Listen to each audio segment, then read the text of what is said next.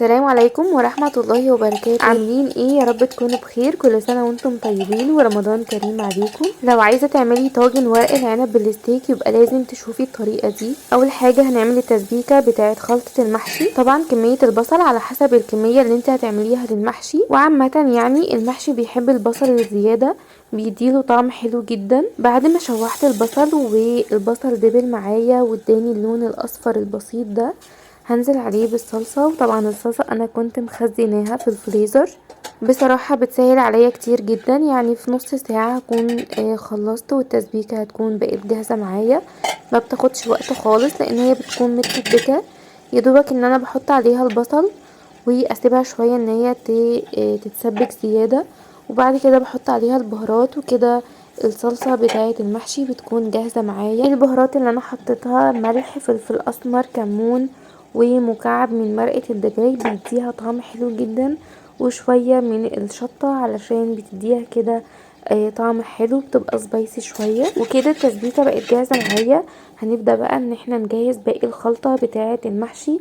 هنا قطعت الخضرة، شبت وبقدونس وكزبرة. حاجة بقى هضيفها على المحشي بتخليه في حتة تانية خالص، هضيف بصلاية صغيرة كده هقطعها واحطها في الخلطة بتاعة المحشي، بتديها طعم رهيب. وبعد كده هضيف الرز بعد ما غسلته كويس جدا، وفي الاخر خالص هضيف الصلصة وهشوف الخلطة بتاعتي محتاجة صلصة تاني ولا لا. طبعا هنقلب زي ما انتوا شايفين قد ايه فكرة البصل اللي انا حطيتها في الخلطة دي بتخلي طعم المحشي في حتة تانية خالص. دايما بعتمدها في خلطة المحشي.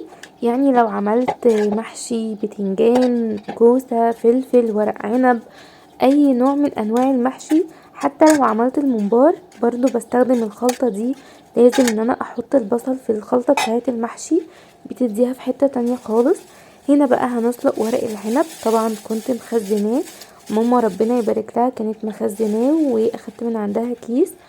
وانا بسلقه بقى بحط شرايح من الليمون واسيبها بقى تغلي شوية، وبعد كده برفعها من المية وبشطفها بمية من الحنفية. وكده بقى ورق العنب جاهز معايا. هتبل بقى لحم الستيك بالملح والفلفل الاسمر زي ما انتوا شايفين كده، وبعد كده هجيب طاسة واحط فيها مكعب من الزبدة، وهبدأ ان انا اشوح شرايح اللحمة واديها صدمة وتاخد لون كده زي ما انتوا هتشوفوا دلوقتي.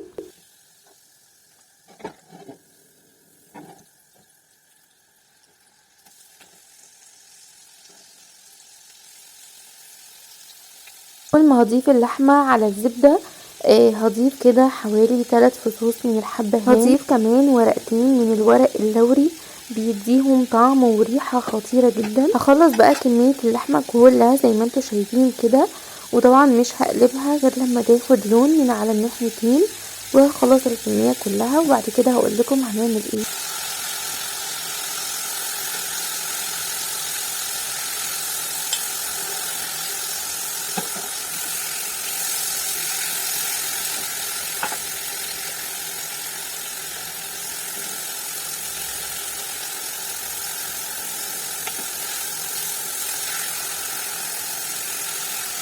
بعد ما خلصت بقى كمية اللحمة واديتها الصدمة واخدت اللون زي ما انتوا شفتوا كده، هبدأ بقى ان انا الف ورق العنب.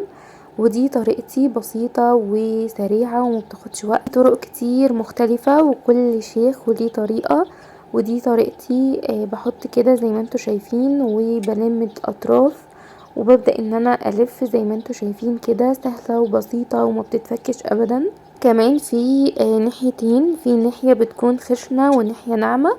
الناحية الخشنة دي اللي انا بحط فيها الرز وبلف، تمام، علشان المبتدئين يكونوا اخدين بالهم. زي ما انتوا شايفين كده الملفوف دي الناحية اللي هي الناعمة، والناحية الخشنة اللي بتكون من جوه، وبحط في قلبها الرز وببدأ ان انا الفها. هجيب بقى الطاجن، وفي القعرية بتاعة الطاجن هحط شرايح من البصل ومقطعة كمان قرن من الفلفل وشرايح من الطماطم. بعد كده هحط شرايح الستيك على الخضار اللي احنا قطعناه دون. بعد ما احط اللحمة هلاقي ان الطاجن صغير، فهضطر ان انا اشيل كل حاجة وانقلهم في طاجن اكبر. لو وصلتوا لحد هنا فضلا وليس امرا ما تنسوش الاشتراك في القناة وتفعيل الجرس عشان يوصل لكم كل فيديوهاتي. وده الطاجن بعد ما خلصناه، ورصيناه زي ما انتوا شايفين كده. جبنا بقى الشوربه. بعد ما سقينا ورق العنب بالشوربه هنغطيه بالورق الفويل وهنشغل الفرن على درجه حراره 200. بتقعد في الفرن حوالي ساعه ونص، بس بيطلع معاكي محشي في منتهى الروعه. واخيرا طلع الطاجن من الفرن، حاجه كده في منتهى الروعه والجمال. اللي هيجرب الطريقه دي وبالذات الخلطه هي الاساس في المحشي، بصراحه هتدمنوا الطريقه دي. وبكده نكون خلصنا الفيديو بتاع النهارده والوصفه بتاعه النهارده. يا رب تعجبكم وتجربوها وتقولوا لي رايكم. اسيبكم في رعايه الله وحفظه، والسلام عليكم ورحمه الله وبركاته.